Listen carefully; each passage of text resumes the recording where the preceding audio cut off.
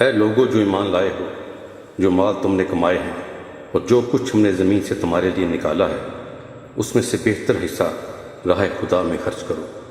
ایسا نہ ہو کہ اس کی راہ میں دینے کے لیے بری سے بری چیز چھانٹنے کی کوشش کرنے لگو، حالانکہ وہی چیز اگر کوئی تمہیں دے تو تم ہرگز اسے لینا گوارا نہ کرو گے، الا یہ کہ اس کو قبول کرنے میں تم چشم پوشی سے کام لو۔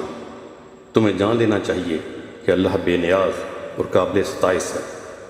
شیطان تمہیں مفلسی سے ڈراتا ہے اور شرمناک طرز عمل اختیار کرنے کی ترغیب دیتا ہے، مگر اللہ تمہیں اپنی بخشش اور فضل کی امید دلاتا ہے۔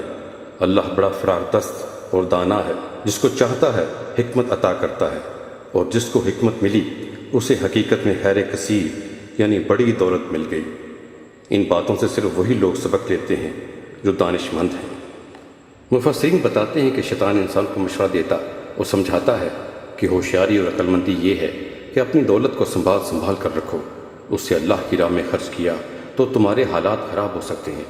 یوں شیطان اپنے متاثرین کو مستقبل کے فرضی خطرات سے ڈراتا ہے۔ یہ عارضی زندگی اصل ابدی زندگی کا بہت چھوٹا سا حصہ ہے۔ یہ زندگی قطرہ ہے اور ابدی زندگی سمندر۔